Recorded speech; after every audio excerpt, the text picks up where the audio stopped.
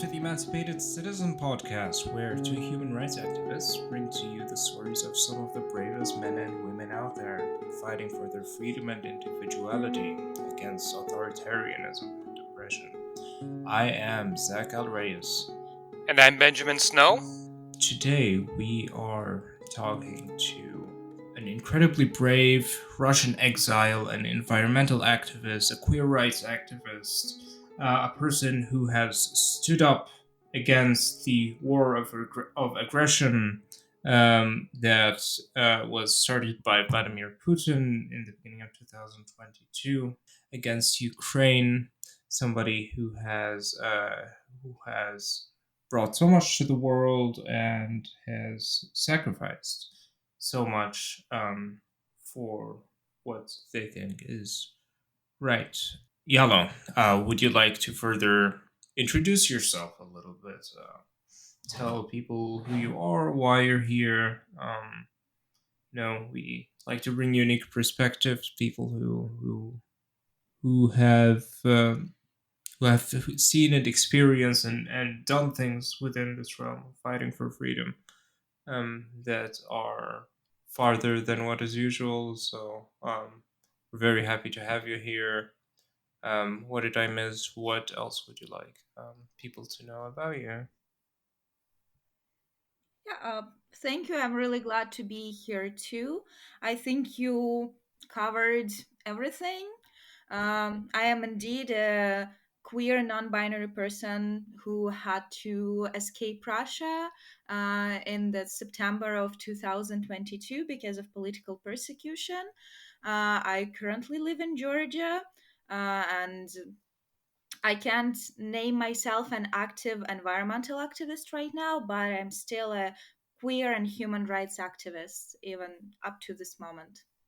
Yes, well, the amount of time that people have for those things and kind of energy does differ from situation to situation, especially when somebody has to leave their country. And so, completely understandable on every level, at least to me. We're going to move on to all of the topics we mentioned. We are going to talk about Putin and the war and the invasion of Ukraine. We're going to talk about the targeting of political opposition, the poisoning and imprisonment and death of Navalny, and a lot of different things. But how about we start with the basic and earliest personal experience within this conversation, as far as just being a non-binary individual in Putin's Russia, being who you are simply under such an ideology, such an education system, such an intolerant system of government there. Describe this to us, please. Describe the experiences, the feelings, and perhaps give us a sense of how you basically got into advocating for people who are like you and standing up for human rights, which ended up getting you in trouble. Um, well, I realized that I was queer, that I am queer when I was a teenager. I lived a pretty privileged life. I lived in St. Petersburg when I lived in Moscow, so I hadn't encountered uh, a lot of homophobia. Um, Especially in school, I was pretty open about my sexual orientation in school. People supported me, but most of them didn't care. I never told my family that I'm queer because I know that they were and they still are homophobic, and that they probably just kick me out if I ever told them. I've never mentioned that I'm queer when I was arrested because that could have led to sexual violence. And it's pretty common in Russia that if you mention to the police that you're not heterosexual, you will you will experience some bad stuff. Doesn't matter if you're a man or a woman or a non-binary, this probably will happen. Of course, trans people are at more risk, but that's just the thing you have to deal with. When I basically realized that I'm queer, then I came in terms with it. I just realized that I don't like the way the society in Russia is built. I don't like to hide this from my parents. I don't like to hide it on social medias because up at this point there already has been a law which banned LGBTQ plus propaganda among children, and despite me being a child, I could not talk about it openly in social media with other teenagers or children, because then not me but my parents could probably end up in jail. So when I realized that, oh my god, this is not right, I just started doing something. It started from a small, really local support group. Me and other queer teenagers gathered every week. We talked, we supported each other, we played games. We just wanted a safe space for all of us. And when I was about 17 or 18, I found out more safe spaces for me, which were open since I became an legal adult. And I just became interested in what people were doing there. Most of the people not only created safe spaces, they were also advocates for queer and human rights. And they just led me by example. I joined them, I joined some campaigns, I volunteered, and that's how I ended up in like human rights activist space. And just to clarify, like having support groups of basically teenagers, people emerging into adult life, people just exploring their gender and sexual identities, that in itself is considered by the establishment to be a politically subversive act, is it not? Back then, it wasn't that bad. I talk about like 2019. It was already illegal, but there were no precedents of young teenagers being arrested for explicitly stating that they're queer. Is it worse now? Yes. Okay. Just 2 days ago, my friend told me that their acquaintance was arrested for openly saying in a small chat that he's transgender. And now we're trying to find a lawyer for him because he's underage, but the laws have changed drastically. So. Is it that the laws changed or that it's being enforced differently now? There are some new laws that ban LGBTQ plus propaganda amongst adults. So saying that you're queer is banned completely, but even the old laws are now enforced even more than before. If before they were used just as a punishment for some individual that the government doesn't like, now they're used pretty commonly among just normal people who are just living their lives. Talking about the social aspect of it and talking about you're saying basically that maybe your family would disown you if they had found out back then, and the fact that a lot of people go through similar experiences, be it under Christian, Muslim, and other backgrounds. Do you have something to say on the social backgrounds and the religious backgrounds, the influence of the church on this reality here? Well, for me, only my grandma is religious. She used to work a little bit in the church, and that's the reason why I can never tell her that I'm queer and non-binary, because I know that this would basically kill her. For other people, for my friends, I know that church is a big part that influenced why they never told their families why they're queer, because most of older people in Russia are religious. It's really hard to be young, religious, and queer in Russia, especially if we talk about Orthodox Church. If we talk about some Catholic churches, which are pretty common in big cities, then it's easier there. These churches are usually more accepting, but for Orthodox Church, it's a big no no. So young queer people usually hide this from their families. So, side question about that. How was your grandmother treated while the Soviet Union was still around, if she was deeply religious? She Well, she didn't live in a big city. She actually lived in Samara. She was religious, but she never went to church when the Soviet Union was around. She was praying at home, and it worked okay for her. When the Soviet Union collapsed, she started going to church because it was uh, way more available.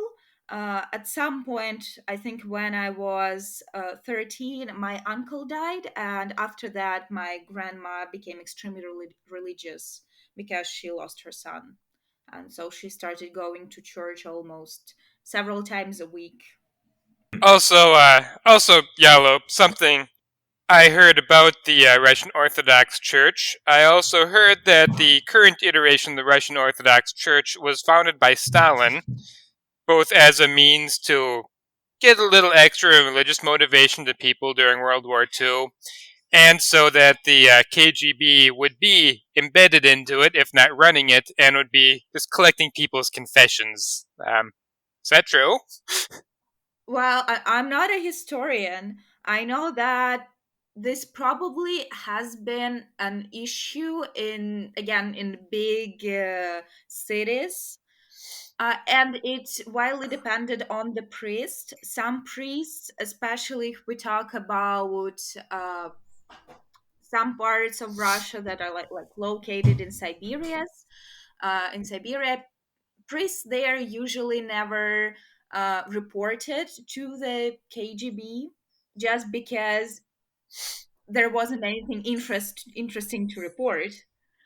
Orthodox Church like never was erased from Russian history. It's always been there. Sometimes it's been working with the government, but I can't say about the whole church. Even now, there are priests who are against Putin regime inside of the Orthodox Church. Well, that's But yes, they're fascinating. what?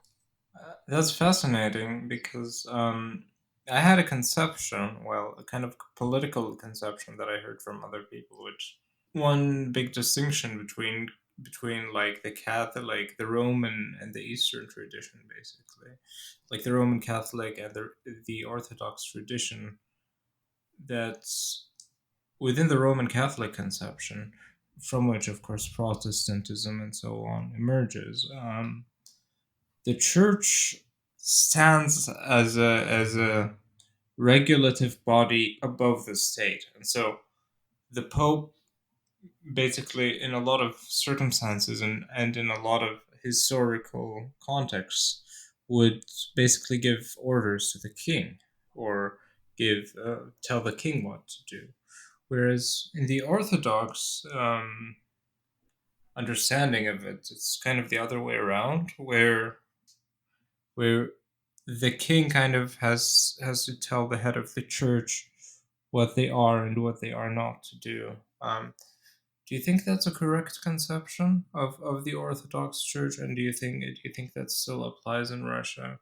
Do you like, is it that the church is more a tool of the state? Is it that the state is a tool of the church? Is it kind of a mixture of them? Because I do get the impression that, in contrast to some other theocratic systems, the church does tend to be a tool of the state in Russia rather than the other way around. Yeah, I think if we talk about right now or the last 20 years, church has become a tool of the state.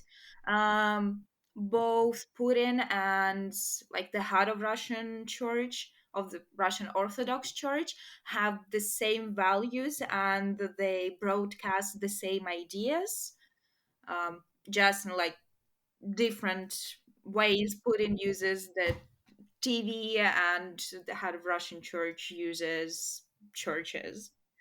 I see. Now, speaking about the church, I think this is a good place to segue into the role that the church had and that right wing populism had in preparing the Russian populace for the invasion of Ukraine. How that went about from a strongman right wing populist perspective. How a lot of people have slowly, being fed those ideas about Ukraine and Russia's historical rights and so on. Could you talk about some of the reasonings, some of the reasons that Putin and his people give, and the role of the church in legitimizing those actions, how it came to the point where to the point of the beginning of the war in Ukraine.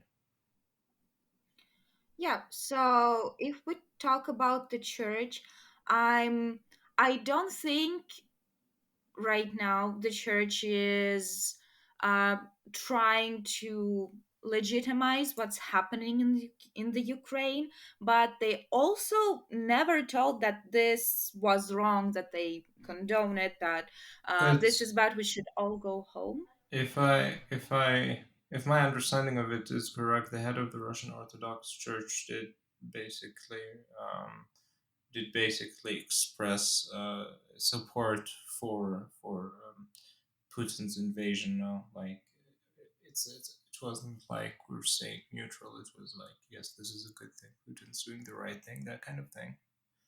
Or am I wrong there? Okay. Yeah, no, I see that what you mean. Yes, he supported the invasion of Ukraine. I just meant that if we compare his rhetoric to the rhetoric of Russian propaganda, it never was like Ukrainians are bad, they're not people, Ukraine never existed, there are fascists there. Uh, he supported the invasion. I even think that he said that this is like a righteous war, but he never explicitly said, like, let's go and fight. That was Russian propaganda said. I get what you mean there. Yeah. Yeah, and it is probably worth mentioning that, at least according to the Ukraine Without Hype podcast, the Moscow Patriarch priests in Ukraine have acted as artillery spotters for the Russian army and distributed kill lists. I believe most of the people on the kill list were LGBT people because we're talking about people working for Putin here. And their original plan, when they assumed Ukraine would collapse in a matter of days, did involve rounding up all LGBT people and others that they suspect would be in quotes serving the West and removing them because they thought that was where the resistance would come from. And clearly the FSB was wrong about that. Yeah, they're pretty delusional about queer people being like the forces of the West. Yeah. Yeah. The West. They even made Alexander the Great 2,000 years ago. Okay. They ruined the reputation of the great conqueror Alexander the Great, the legendary heterosexual, and made him gay. Oh yeah, Made yes, him just a a tool of legendary the West. heterosexual. Also, a side note about that: apparently, there's some people in the Balkans who are trying to insist that Alexander the Great was a Slav. They may carry his blood. They may carry his blood, or his circle's blood. I don't think he had surviving grandchildren. Actually, But he spoke. they're wrong about that. They're wrong about that. Alexander the Great was a Muslim. Allahu Akbar. Yes. He's even mentioned in the Quran. You didn't know that? He's a Muslim. Clearly. That's almost as stupid as Freemasons saying Adam was a Freemason. Yeah, Freemasons, those are devil worshippers. No, the Muslims got it right. Adam was a Muslim, and also Alexander the Great was a Muslim. Clearly. Clearly.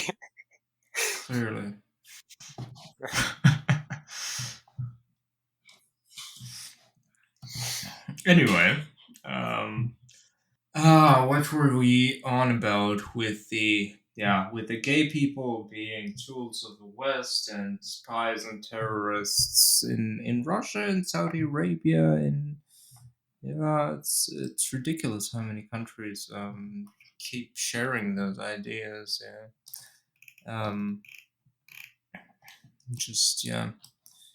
Human beings of a different nature or slightly non-traditional nature based on a tradition which, by the way, is more or less Western now.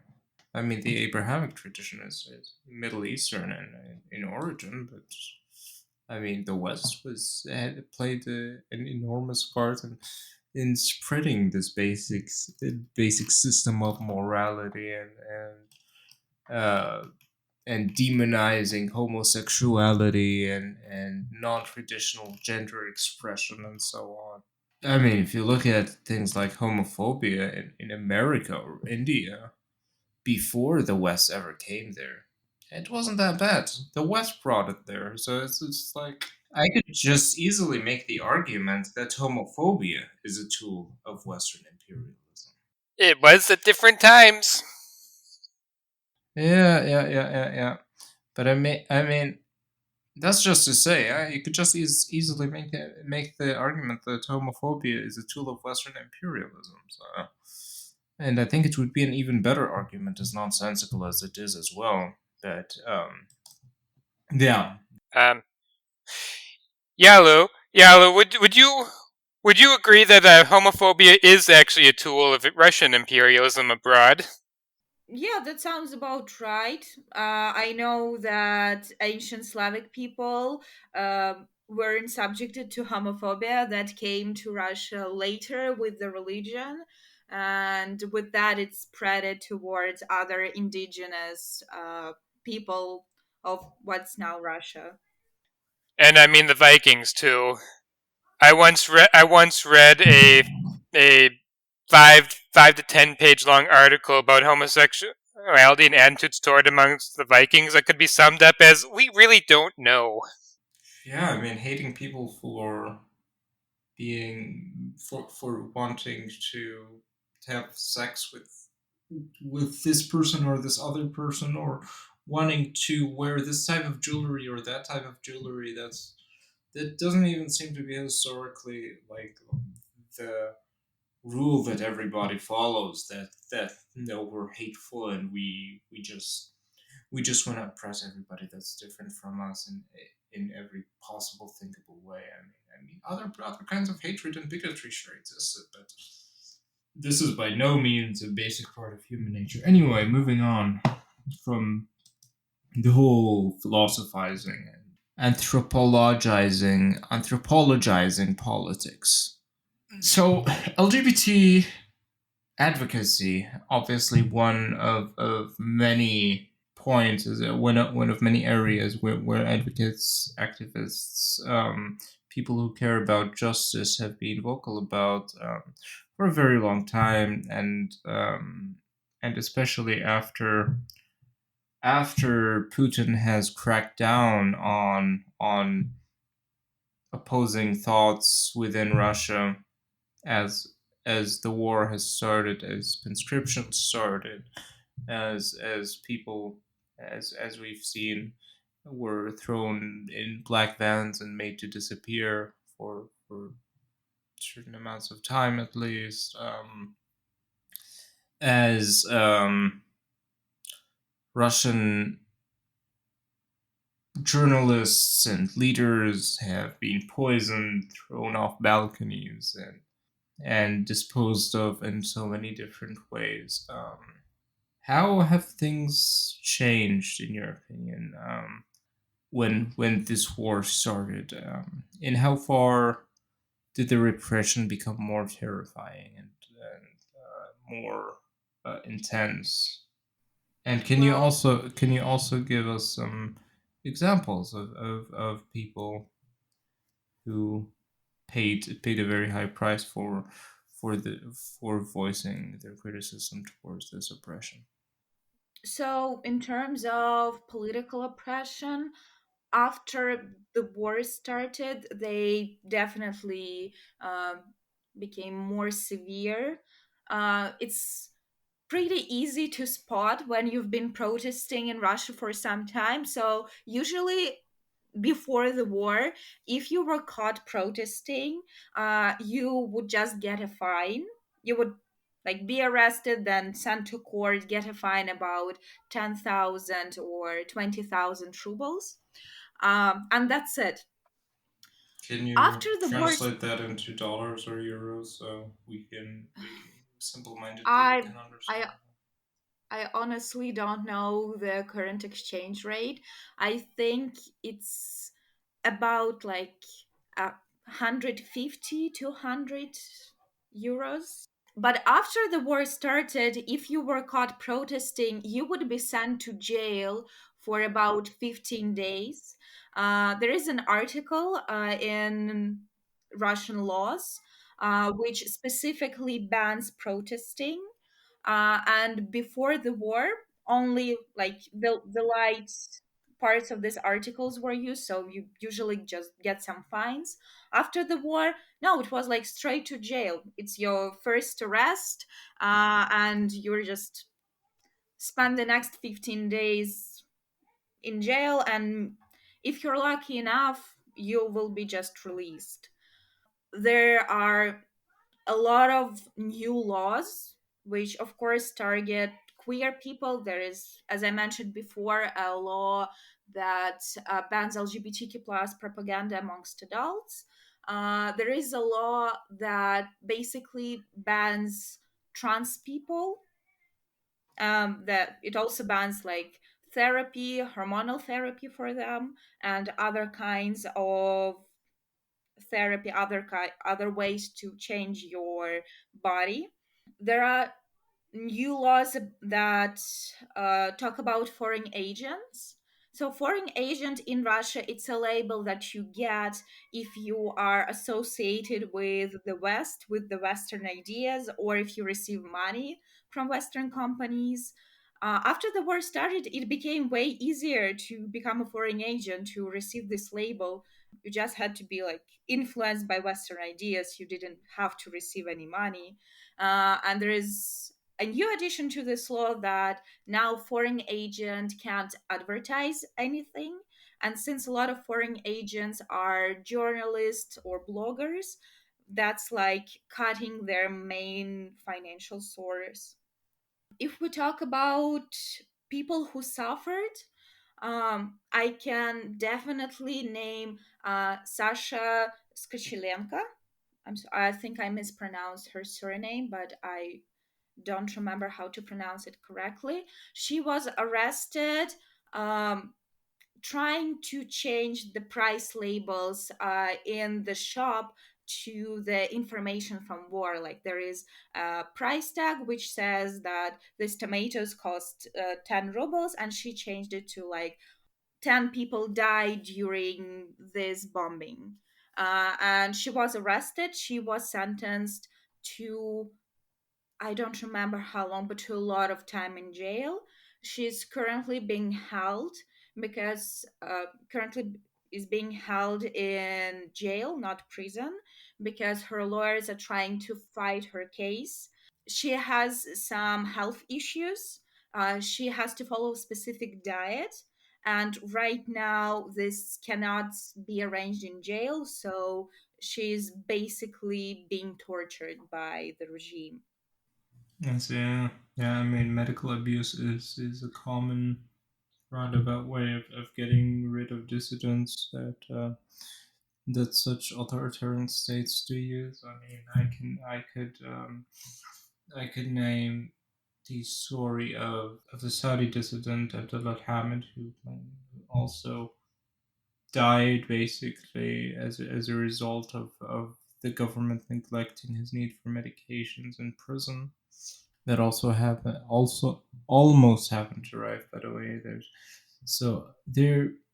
That is a continuous pattern that those states do use to dispose of their dissidents for people who aren't as familiar with this topic. Yeah. I think I just heard the sound of Trump supporters saying that's just like when the people broke into the Capitol not being given organic food in prison.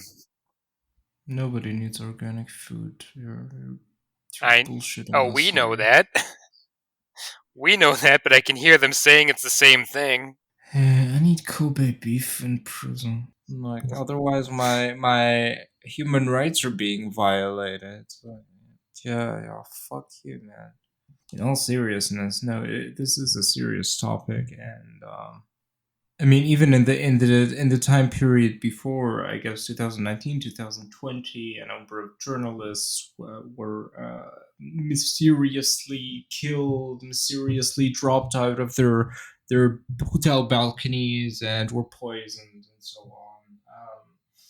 Alexei Navalny was also poisoned when he was abroad for a short amount of time. I'm not going to try to tell the story because I think you probably have a better idea of what happened.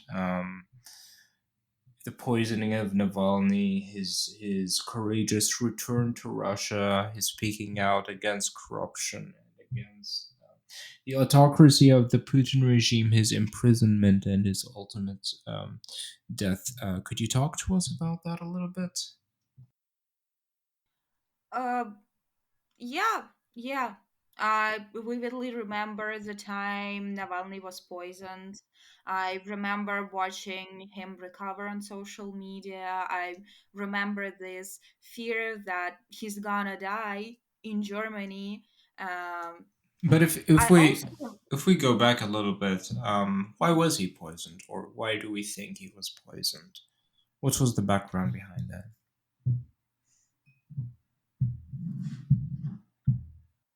I need to remember what has been happening in Russian history back then.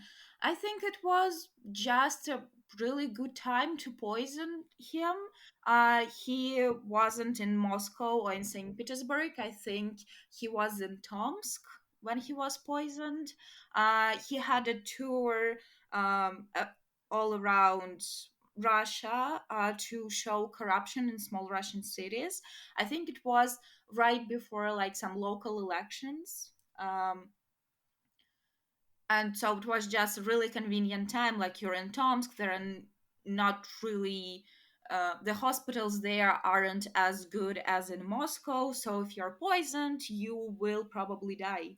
It's just pretty easy. And I watched the documentary film about his poisoning several times, especially after his death. I think he explains there um, pretty good how this happened, not why it happened. It was just a convenient time to poison someone, and he really became like a pain for Russian government.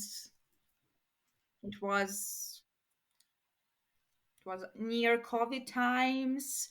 People were tired. People wanted something. The elections were coming, and Navalny was there, just going all Was around that in Russia, saying, was that in 2020? "I think it was in 2021." I see, I see. After he found out he was poisoned, Navalny was asked if he was going to return to Russia and go on with his campaign despite the clear and present danger to his life. And evidently he did, right? What happened after that? Well, when I first So Navalny, after his poisoning on social media, and when he announced that he's gonna go back to Russia, I didn't understand him. I thought, why? You are in a safe country, just stay there, continue what you're doing. And now I understand. I really want to go back home. Russia is my home. I love the country. I love people who live there. And I'm scared to go back. But Navalny wasn't. He went back to Russia because you cannot be afraid to go back to your home. He knew that he could do more good in Russia, even though he would be arrested. Um, and so he did. Absolutely. He went back. I have escaped injustice in my country. You have escaped injustice in your country. It's more than human. It's more than understandable. I I am scared to go back and face the consequences that might face me there. I am afraid of the violence and aggression that is directed towards people like me. And I can probably say the same for you here. Yeah, That's not wrong. I'm That's afraid. human. That's normal. But now we should take a look. Let's just take a moment to appreciate the people who love their countries, those patriots who were willing to sacrifice so much, who were willing to sacrifice everything for justice, for transparency, for democracy. Yeah. Um,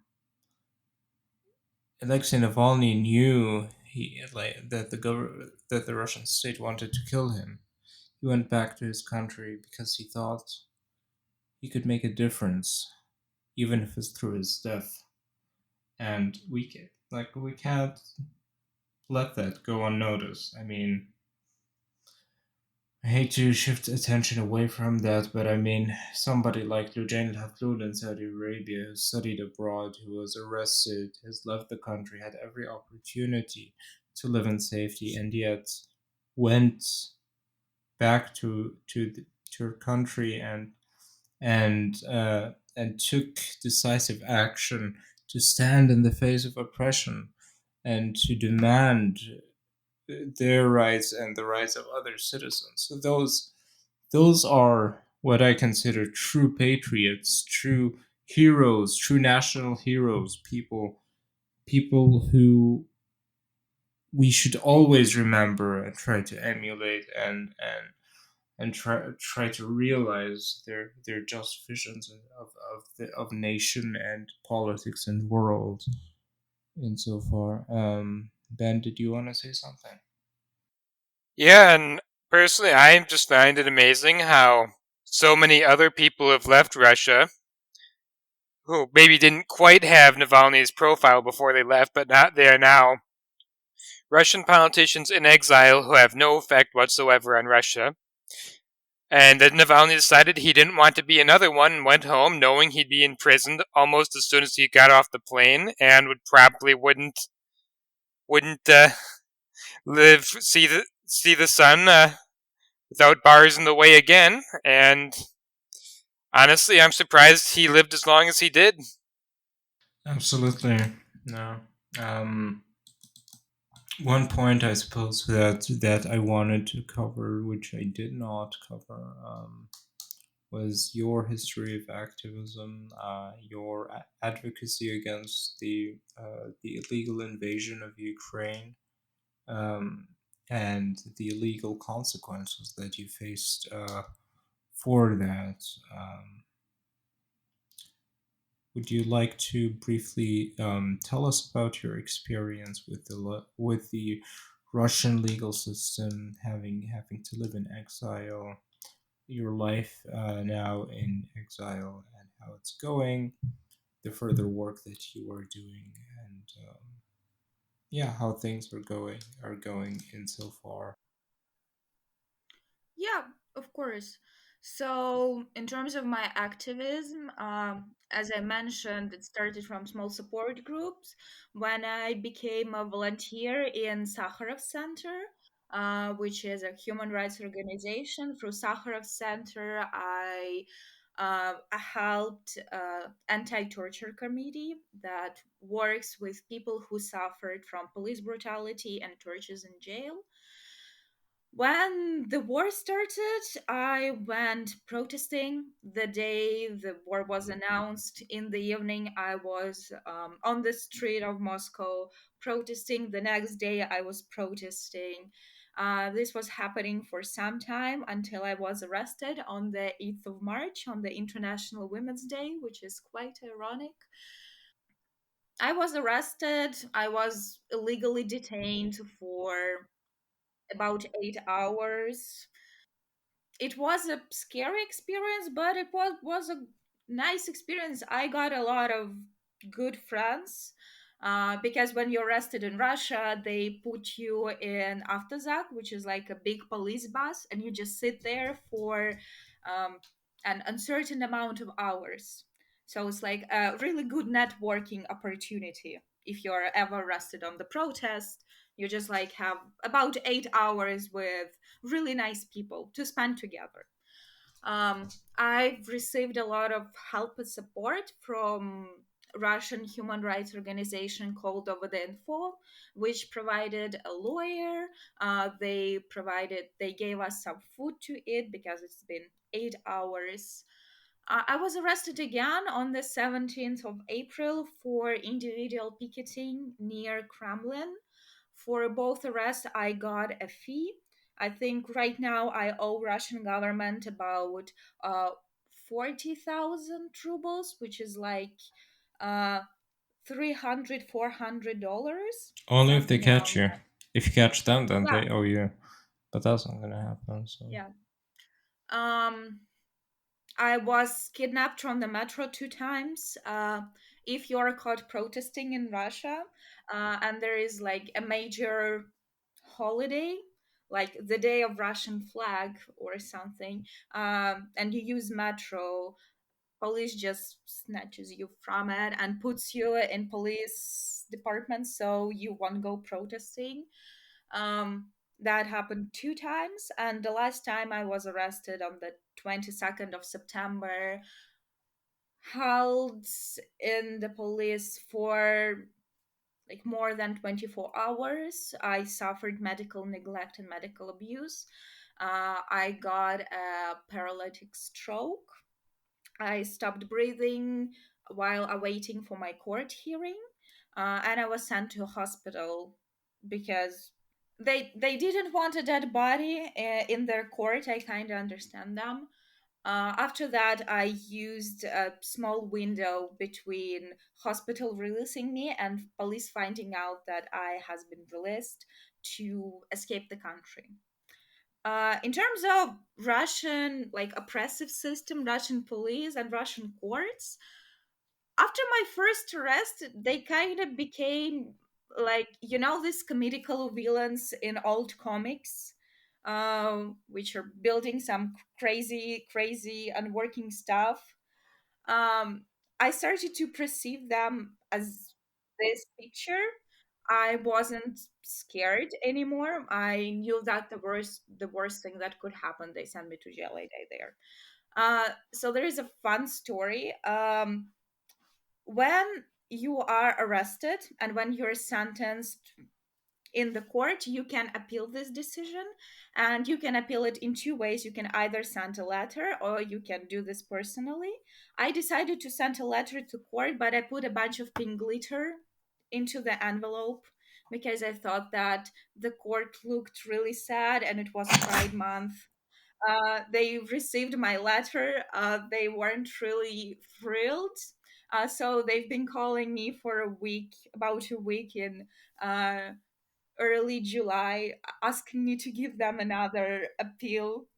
Um, they never received another one. But it was my way of fighting the regime because sending glitter is legal. I've done it several more times just for the fun of it. I mean, it's like he's like, no, don't put glitter in our letters. This is Western propaganda. This is mind control. This is gonna put the gay virus in our children, and it's gonna turn the fucking frogs gay. I And hope it's it like, did. It reminds me of the police campaign that Saudi police did some years ago, on raiding children's toy stores and confiscating everything that has a rainbow on it, because rainbows are evil and they're homosexual propaganda. And yeah, guys, just nobody wants to turn you gay. Trust me. Nobody wants to make you gay. Just calm the fuck down, okay? And seems like almost everyone afraid of that is somebody that no gay man would want to have sex with. Yeah. I mean, I once flirted with my judge just for the fun of it. She felt truly uncomfortable, but I enjoyed that. I also flirted with the police because at some point I figured out that if you flirt with the police officer, especially of your own gender, they become really scared and they start to make stupid mistakes in like all the important documents. They had to remake them.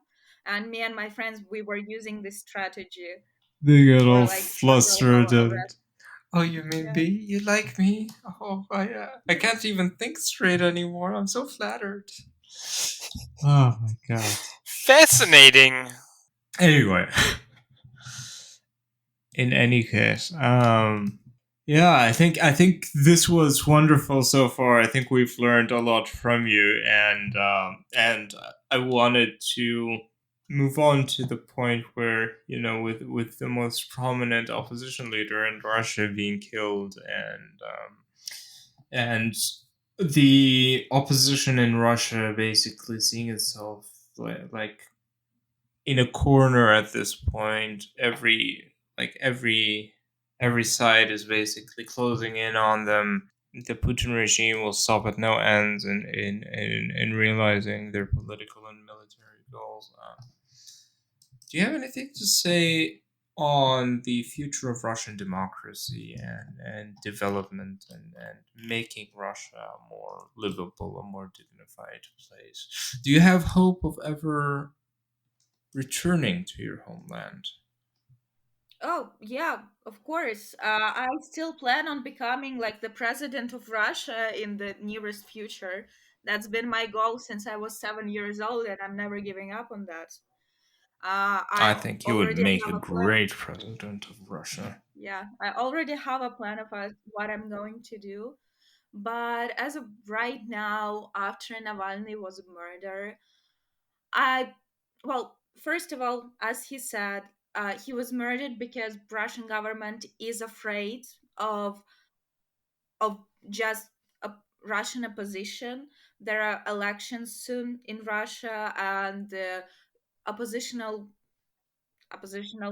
candidate Nadezhdin wasn't even allowed to um, be in the list of the candidates because so many people outside of Russia to like signed for him. I know that Putin is afraid. He's afraid that he's losing power. He's afraid that war is taking too long. But I don't think that something in Russia will change uh, before Putin's death. I think that he has to die in order for Russia to have a real chance in democracy. I know that after his death, there will be some terrible things happening. Uh, there, there's gonna be a bloodbath in Kremlin, but I believe, and I want to believe, that we will get, as we Russians say, прекрасная Россия будущего, or beautiful Russia of the future, a free country where you can be yourself without being afraid every day. But there's got to be a lot of work. I mean, insofar as talking about a bloodbath in the Kremlin, I'm reminded of something that Noam Chomsky once said, which is basically when the means of gaining political power is through violent conflict, then the group or the person who will end up with the ultimate political power is basically the toughest and most ruthless bastard out there. And I don't think that the people who respect human dignity and the Democrats and the liberals, the free thinkers, all do fit that description. So I suppose I'm not all that hopeful about getting to a better state of being through violent revolution and through a bloodbath and insofar. And do correct me if I'm wrong, but if I understand part of what you said correctly is that waiting until Putin naturally dies is probably one of the main things that we need to do in hoping for a free Russia. What about taking active steps? What are other things that we can kind of actively do to show solidarity with the people of Russia and for the people of Russia to, yeah, I guess fight for their own country. Do you have any insight on that? Yeah, I don't think that we should wait on Putin's death. I just think that this is the most probable way Russia can become more democratic. Like the dictator dies, his close people kill each other while fighting for the power, and then we have some miracle and less tyrannic person emerges, and we slowly shift to democracy. As to what other people can do, I guess we should not forget about political prisoners because there are a lot of them in Russia. And I think Navalny partially died, was murdered, because there wasn't enough of international response to his imprisonment and to his medical state. There was response from Russia, but when foreign governments, when United Nations, when the US started to care about Navalny, then they were talking about exchanging him. It was already too late. He was already almost dead, almost murdered, and it just was really bad timing. And there are a lot of people. Sasha is being in jail almost since the beginning of war, and she's not feeling great. A lot of people have been I think just today, Arlov has been sentenced for 2.5 years in jail. And there are a lot of other human rights activists who's sitting there who are all struggling with their health, because that's the easiest way for the Russian government to murder people. And there should be more response to that. Yes, I definitely believe that the Western media and the Western world in general, well, I guess the whole world, including Russia, ought to speak out more, and we ought to report on those things more. We ought to exercise more political pressure. We ought to lobby our political representatives more on this. Our political representatives ought to be putting a lot more political and financial economic pressure on Russia when it comes to those very important questions that have to do with basic freedoms and human dignity that everybody is entitled to, and that the people of Russia and Ukraine are currently being robbed of. Is there is there any point that we didn't talk about or a question that I didn't ask you? Any important point that you think might be important to mention here, which I didn't bring up, which you would like to bring up at this point, Yalo? I think just and repeating after Navalny that all human rights activists or people who are listening to this podcast that should remember that they should not give up, that it will become better, and that they're doing a right thing even though their government, sometimes their family, their society tells them otherwise, that there is nothing wrong with them, they're doing the right thing, and that this matters. Benjamin, do you have any final words to close, or any final questions or inquiries to add to this discussion before we close? Guess one thing to consider, Yalo, do you have anything to say about the position of indigenous Siberians and Caucasians right now? Or is that something you don't feel qualified to talk about? Well, I'm partially indigenous from my dad's side. I come from Komi people. Oh, I oh, know really? that, yeah, I know that indigenous situation in Russia isn't as dire as it can be, but uh, I know that some people are fighting to preserve their language, to preserve their land. Um, but yeah, they should receive more support. I just don't know how to help them in the current situation, because if you donate money to them, they can be considered foreign agent and they would be forced to close. But there are a bunch of initiative, especially in Komi. I know a lot about Komi region. A few months ago, I made a comment in a Facebook group for Ukraine that maybe Finland should look into just granting residency to all Komi people who want to come in because they are distantly related and not treated terribly well and are being disproportionately targeted for conscription. And Finnish prisoners responded basically saying, no, they're in Russia, they need to handle their situation themselves. I kind of understand where this person comes from, because well, Komi Republic is pretty far away from Finland. Yes, it's like the same ethnic group, but it is pretty far away, and I believe that Komi people should live freely on their own territory. But I don't mind if Finland grants citizenship to Komi people. I will go to Finland.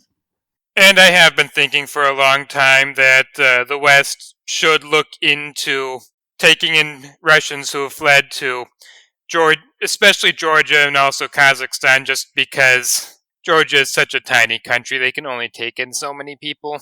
But the U.S. isn't even taking in Ukrainians now, so that's completely unrealistic.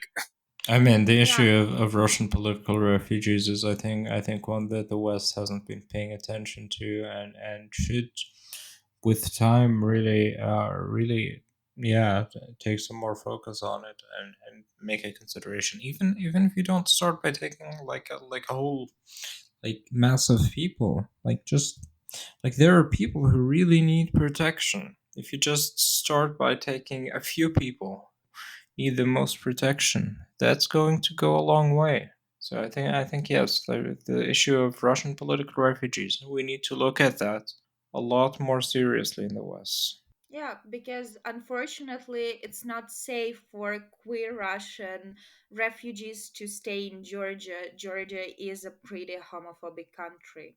Yep. All right, all right. Any final words? I think I've said everything. Yeah, I mean, I guess we just want to make sure Russia doesn't become a North Korea 2.0 covering 11 time zones. That That would be will be. absolutely terrifying. The largest country in the Yeah. world, yeah. Add China to that and North Korea. Yeah, we have a serious problem on our hands when it comes to freedom, human dignity, and democracy around the world, and we just cannot allow that to happen.